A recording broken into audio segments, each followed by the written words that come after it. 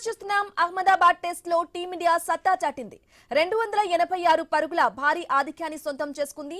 Opener KL Rahul, wicket keeper batter Dhruv Jurel, allrounder Ravindra Jadeja సెంచరీలతో విజృంభించారు. ఈ ముగ్గురు ఒకే రోజు శతకాలు నమోదు చేశారు. 2 వికెట్ల నష్టానికి ఓవర్ నైట్ 121 స్కోర్స్ తో టీమిండియా రెండో రోజును ప్రారంభించింది. ఇక ఆట ముగిసే సమయానికి 128 ఓవర్లలో 5 వికెట్ల నష్టానికి 448 పరుగులు చేసింది. రైట్ గా ఇదే విషయానికి సంబంధించి sports analyst Sudheer phone in ద్వారా అందిస్తారు. Sudheer, good evening. చెప్పండి, అహ్మదాబాద్ టెస్ట్ లో టీమిండియా సత్తా చాటింది. ఒకేసారి ముగ్గురు కూడా సెంచరీ చేసినట్లుగా తెలుస్తుంది. ఎటువంటి అప్డేట్స్ ఉన్నాయి, ఎలా చూడాలంటారు? ఫస్ట్ టైం ఏం కాదంటే ఒక మ్యాచ్ లో 3 బ్యాట్స్మెన్ రాదు సెంచరీ కొట్టడం అని కొత్త కాదు. బట్ వండర్ఫుల్ పర్ఫార్మెన్స్ అండి. ఫస్ట్ వెస్ట్ ఇండీస్ తక్కువ స్కోర్ కు కట్టడి చేయడం, ఆ తర్వాత ఇప్పుడు 286 రీడ్ ఆల్రెడీ ఉంది. ఇంకా 5 వికెట్స్ ఉన్నాయి. వాషింగ్టన్ సుందర్ అండ్ జడేజా ఉన్నారు. నేను అనుకుంటాను కమాండింగ్ పొజిషన్ లో ఉంది, ఇందులో డౌట్ లేదు ఇండియా. అండ్ రేపు లంచ్ వరకు బ్యాటింగ్ చేసి డిక్లేర్ చేసి రేపు కూడా ఫినిష్ చేయొచ్చు. లేకుంటే వెస్ట్ ఇండీస్ ఏదైనా కంబ్యాక్ చేస్తారా అంటే అలా లేదు వాళ్ళ బ్యాటింగ్ లేనప్పుడు. బికాస్ ఫస్ట్ ఇన్నింగ్స్ లో కూడా చాలా తడబడ్డారు. అండ్ ఇంకా కొంచెం టర్న్ ఎక్కువగా అవుతుంది కనుక థర్డ్ డే తర్వాత I think it's going to be big problem for the West Indians. And మీరు అన్నట్టుగా Rahul played excellently. Everybody batted well అండి. ఈవెన్ మంచి పార్ట్నర్షిప్ ఫస్ట్ వికెట్ కూడా చూసాం మనం.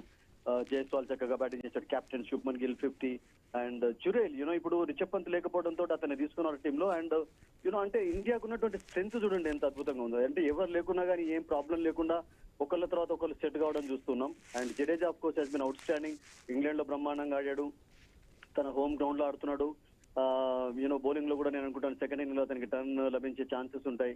So excellent batting by the Indians. Actually 286 అనేది చాలా మంచి లీడ్ ఇప్పటికుంది. అండ్ 5 వికెట్స్ ఉన్నాయి కనుక ఐ థింక్ ఈ కమాండింగ్ పొజిషన్ ను ఇండియా కొనసాగించినట్టయితే ఒక కంఫర్టబుల్ విక్టరీ సాధించవచ్చు. అండ్ 2 మ్యాచెస్ ఆడుతున్నారు కనుక 1-0 లీడ్ కు మంచి ఛాన్స్ ఉంది ఇండియాకు. They have really batted well, they have really bowled well.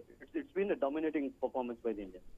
Yes, అలాగే సుధీర్ చెప్పండి, ఇక ధ్రువ్ జురేల్ తన టెస్ట్ క్రికెట్ చరిత్రలోనే తొలి సెంచరీ చేశాడు. మరి బ్యాటింగ్ పరంగా టీమిండియా లైనప్ బలంగా ఉందని అనుకోవచ్చు అంటారా? ఇప్పుడు ఒకళ్ళు లేకున్నా కానీ ఇప్పుడు రిషబ్ పంత్ లేని లోటే మనం మీకు కనబడుతుంది. ఈ కెప్ట్ వెల్ ఆల్సో. వికెట్ కూడా మంచి క్యాచెస్ తీసుకున్నాడు. Is a very good player అండి. చాలా అద్భుతంగా ఆడతాడు. ఈవెన్ 2020 ఫార్మాట్ లో కూడా ఐపీఎల్ లో చూస్తుంటాం, బ్రహ్మాండంగా ఆడుతున్నాడు. అన్ని ఫార్మాట్స్ లో ఫిట్ అయ్యేటటువంటి ప్లేయర్ జురేల్ కూడా. మంచి టెక్నిక్ ఉంది, technically very sound player actually. And Jadeja తోటి 200+ పార్ట్నర్షిప్ అనేది I think it was wonderful today actually. Left right combination చాలా అద్భుతంగా వర్కౌట్ అయింది. అండ్ ఇప్పుడు మరొక లెఫ్ట్ హ్యాండెడ్ వచ్చాడు. ఇద్దరు 2 లెఫ్ట్ హ్యాండెడ్ స్పేస్ లో ఉన్నారు. జురేల్ యాక్చువల్లీ రిషబ్ లేని లోటును చక్కగా భర్తీ చేస్తున్నాడు. ఇంకా ఎవరు లేకున్నా ఈవెన్ జితేష్ శర్మ మనందరికీ తెలుసు బ్యాటింగ్ చేయగలడు. There are so many wicket keeper batters in India now who can bowl, who can raw the bat and keep the wickets well actually. So excellent batting by Jurel. And నేను అనుకుంటాను ఒక second wicket keeper గా చాలా రోజుల వరకు కొనసాగే chance కూడా కనబడుతుంది. బికాస్ అతనికి టెక్నిక్ మంచిగా ఉంది.